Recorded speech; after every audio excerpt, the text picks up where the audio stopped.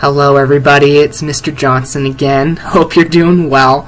Today what we're going to do is just use this video to kind of review your asynchronous speech. I'm going to go through some of those slides that I showed you the week before we the last week that we were in class. I'll show you some of my slides again, just kind of give you a brief overview, just some reminders of your speech. I just wanted to clarify just a couple things. A few of you have been uploading your frameworks to this part of the tab, and I just wanted to clarify, you do not have to put anything here. I apologize if I made it complicated. This is just to show you that you will get points. Once you have uploaded your work to Circuit, once you have come in here and put your framework in here, once this whole process has gone through, once you've uploaded your framework by Wednesday and by 8 p.m. and then at 8:05 there's the turnaround where the assignments are then sent to everyone, and you can have the opportunity to peer review someone. By the end of Friday, when that's complete, I will just go through, make sure you guys did it, kind of review briefly the feedback you gave each other, and then what I will do is on Blackboard just manually upload this. That's why you don't have to put anything here, because I will manually just put the points in here for you. If you do the assignment, then I will put it here, but you don't need to submit anything to this tab. So I apologize if that wasn't clear. The only way Blackboard would let me set it up is if I did give a points option, and I was hoping that would just kind of let you know that you will get points for the assignment, but maybe that wasn't clear. So just to clarify, you are coming down to this tab right here. You're only clicking on this. I don't want that. I'm going to open a new tab. You're just clicking on this. You're opening Circuit, and you are submitting it within the system itself. So don't upload your framework to Blackboard like you normally do. Upload it into Circuit. Once it's in Circuit, I will already know that someone has reviewed it and that you've done it because it's in there because someone's reviewing it. And then that way I will then manually come into the gradebook and give you points for your framework and give you points for doing the peer review process. So if that wasn't clear, I do apologize. I just wanted to quickly clarify that. Also, I do want to apologize for not having the videos up as quickly as I wanted to. I will get these lectures in just as fast as humanly possible. I do ask just for a little bit of patience because I am also trying to juggle my classes at this point, but I will have them up by Tuesday. You can count on them being up by Tuesday, and after this video, obviously, you'll notice that it's right here. I've already given you your Circuit video, and then I will have your persuasive lecture video up by Tuesday. And the reason why, again, these are here is these are taking the place of lecture material. Like if you were in class, I would try to give you a small bit of lecture material, and we'll do an activity. Just as a reminder, this covers what we would do in class in terms of lectures, and then this covers in terms of like what activities we would do together. So with that being clarified, if you have any questions, let me know, but hopefully that does put people at ease. Hopefully this all makes sense. Again, I will update these links as quickly as I can. I just wanted to very briefly come and look over the material that I had for the asynchronous speech a few days ago. Actually, it was a week ago. It's kind of crazy how fast time flies.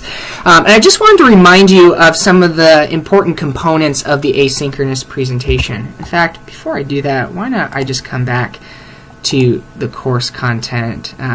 Let's pretend like we were in class together and we were just kind of getting ready for the speech. So what I would probably do in class is I would have just kind of brought up the assignment sheet again and asked if you had any questions. Again, all the information is here if you need that. What I wanted to show you, though, is the rubric. And I think I showed you this in class, but just as a review, it's very similar to everything you've done so far. You need a good attention getter. Make sure you're thinking very thoughtfully of what you want to do to grab the audience's attention. Definitely tell us why you're credible to talk about it. Make that very clear, like I have been doing origami for 8 years, or I have changed a tire twice in my life because I had 2 flat tires. I hope you never have, but just bring up something that tells you why you're credible to talk about it. And then many of you are asking, like, well, what in the world does a review of your thesis and main points look like for an asynchronous speech?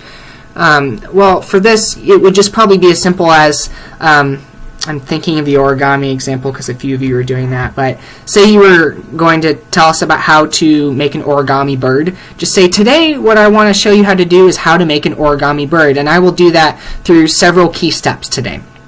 You don't have to be very specific necessarily if there's a lot of them, because I know that there's a lot of steps for those, but if it's like only 3 steps, you could just say those.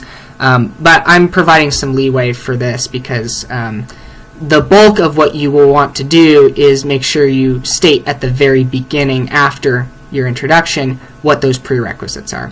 So let's just jump very quickly back to the lecture material. Speaking of prerequisites, there's 4 things that you want to just remember for this presentation that make it different than, say, your explanation speech, your narrative speech. One is that you're just kind of providing at the very beginning what the audience needs to do your task, your how-to speech. So I gave the example in class of how to make a paper airplane. So if you gave, here might be an example. I might open up and say, did you know that 30% of Americans love to make paper airplanes? I totally just made that statistic up. Well, if you didn't know that, hi, my name is Mr. Johnson. I've been making paper airplanes since I was 8 years old, and today what I want to teach you how to do is how to make a paper airplane. And the way that I will do that is through 5 key steps. I'm making that up. I don't know if I would use 5 key steps. And then I would transition to the body, and this is what I would say next. In order to make a paper airplane today, you're just going to need 2 main materials. You're going to need this ruler, and you're going to need a piece of paper. That's what your prerequisites are. You just put them at the very beginning after your thesis and your main points, and then you just go from there. You also want to state right after your prerequisites, or in your thesis and main points, I don't care as long as it's right near the beginning of your speech. Just say, at the end of the day, what I hope to show you is this. You might give them a picture of what the end product looks like. You might just tell them. It depends on how you're obviously filming yourself or if you're doing a PowerPoint, whatever you want to do. Just as long as you clarify, this is the end goal, right? Because we talked about in class, good YouTube videos, right, usually show the final product at the beginning. So just make sure you show your audience the final goal. The third thing you want to do, obviously, is we'll then go through the procedures, and that's probably the bulk of your presentation. You'll be showing us how to change the tire. You'll be showing us how to make that origami bird. Like whatever it is, you'll show us step by step by step. And you want to be very clear about what those are and kind of think through, you know, if I was trying to replicate this by watching my video, would I be able to do it? So that's a good question to ask yourself. And then fourth and finally, the thing you want to do is just make sure you mention things to avoid, right? So we talked about this in the presentation. Man, that meme is going to get distracting. Things to avoid would be something like, while making your paper airplane, it's important that you don't immediately throw it at a person's face. You want to point your airplane in the direction away from somebody so as not to hurt someone or hit them in the eye. So you just want to include things about things to avoid. That was all that I really had on the asynchronous speech. Again, it's very simple, and I just kind of wanted to go over that and just as a reminder, because the last few weeks have been crazy. And I figure that, like me, some of you may have just kind of forgotten about some of those things. So remember your prerequisites. Remember to tell the audience your end goal. Make sure to go step by step through each part. And then obviously tell them things that they should avoid, end goal. And don't forget your 3 sources. Some of you have been asking what are ideas for getting credible sources to cite for oral citations. A lot of recommendations I've been giving is if you can find like a fun fact about your project, like say you were saying how to make a tire, like how to change a tire. Probably thinking, what in the world is fascinating about a tire?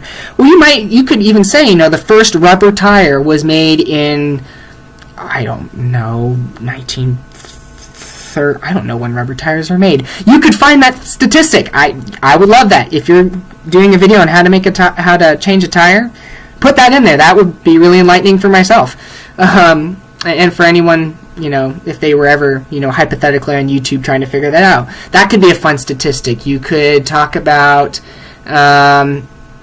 you know, maybe the history, maybe like a very interesting news article about maybe the quickest time that someone took to put a tire on a car, something like that, maybe, right? Like the fastest time.